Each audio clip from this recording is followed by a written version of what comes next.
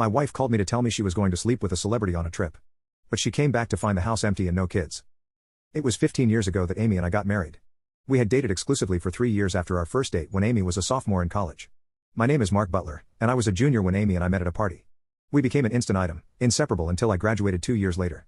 We were apart during Amy's senior year as we planned to get married after her graduation. About 6 months after we were married, we were at a party with several other couples our age. It was a barbecue with steaks on the grill and plenty to drink. As it got later in the evening, the crowd thinned out to just us and 3 other couples, sitting around a fire pit, drinking and talking. The topic of the celebrity hall pass came up. "What the hell is a celebrity hall pass?" I asked. Sadie, a little blonde on my left, spoke up. "A celebrity hall pass is just like it sounds. It's a game we play where you name the celebrity you would want to pass from your marital vows to be with, you know, a celebrity you're allowed to be intimate with." "So this is just a game you guys play?" I asked. "Yes and no," Sadie said, patting her husband on the leg. "Yes, it's a game, but Tom and I have actually made an agreement that we'll each have one hall pass, and it doesn't have to be a celebrity." I was shocked. "For real? You mean you guys have a standing agreement that you can go be intimate with someone else at any time?" Tom looked me straight in the eye and laughed. "That's right, buddy. It's a little more complicated than that, but that's the basic agreement." He pointed to the other 2 couples. "They have the same agreement. We all decided the same night. Katie, you've used your hall pass, right?" Katie put her head down. "Tom, you don't need to tell the whole world." "Yes, I was at a conference and working with this cute guy whose wife had just died in a car accident. I called Carl and told him I was going to use my hall pass to help the guy." Amy had been quiet but moved closer to me, holding my hand. "Carl, you were okay with Katie being with another man?" "Oh, yeah, I'm fine with it. She came home to me, and I'll get to use mine someday." They continued with their game, naming who their celebrity hall pass would be. Amy prodded me into naming one myself after she announced hers.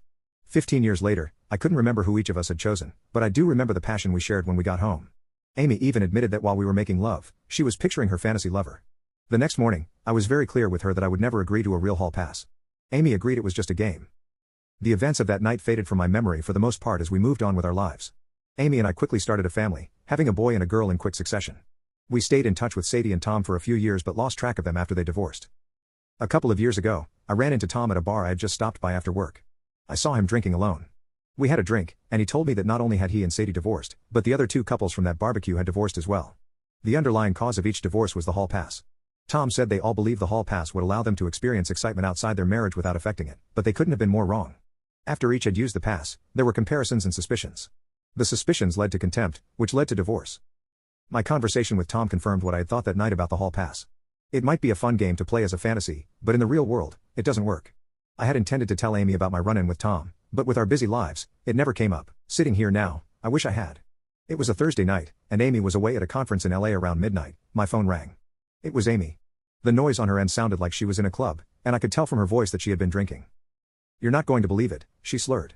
"We met Joshua from my soap. He likes me, and I'm going to use my hall pass." The noise on her end got louder. "What did you say?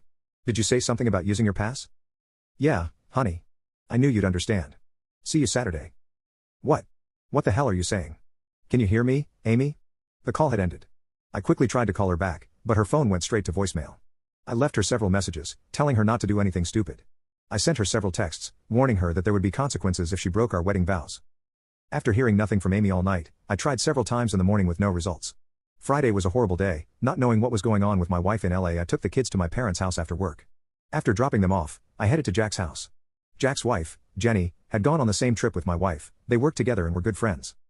Jack met me at the door, surprised to see me. "Hi, Jack. I need your help. I can't get a hold of Amy. When she called me last night, she sounded strange. Can you call Jenny to see if she knows anything?" "Sure, Mark. I'll call Jenny and tell her you're here looking for Amy." "No, don't tell her I'm here. I'm afraid Amy might have asked her to cover for her. Would you mind just calling and bringing up Amy in conversation? Let me listen without her knowing." "Sure, buddy. They should be just getting out of classes right about now."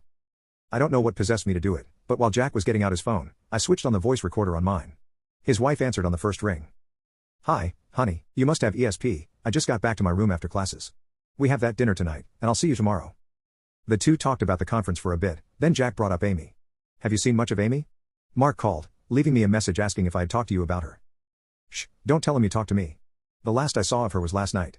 We were all drinking when this hot soap star came up to our table. Amy got his autograph, and they danced a few times. We were sitting at the table when Amy said something about her and Mark having a hall pass agreement. The soap star quickly volunteered to be her partner. I tried to talk her out of it, but she said it was a once-in-a-lifetime opportunity. She whispered in my ear that she was going to let the guy be intimate with her. The next thing I knew, she was arm in arm with him, walking out of the club. I haven't seen her since. God, don't tell Mark. Jack ended the call, looking at me.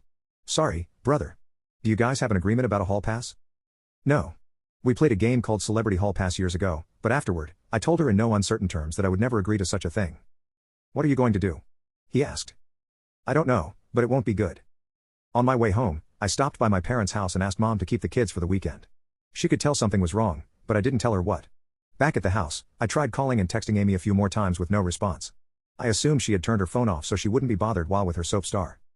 Amy's flight was scheduled to get in by mid-afternoon. Jenny had gotten a ride from Amy, so I asked Jack to text me when Amy dropped her off. I set up our video camera on a shelf in the living room where I planned to confront her. I wanted everything she said recorded. At 4 o'clock, the text from Jack came in. I had about 20 minutes. I slipped the remote for the camera under my leg and waited for my wife to come home. I nearly jumped out of my seat when the garage door rumbled. Hitting the record button on the remote, I tried to stay as calm as I could. Amy came in from the kitchen with her bag in tow. Oh my God, what a crazy trip, she said excitedly. Yeah, I bet. I've been trying to call you. My phone got broken. I dropped it, and it just shattered. As calmly as I could, I brought up her call to me late Thursday night. The last time I talked to you, I couldn't hear you well. It sounded like you. You can click on share and more to see if there is a part 2.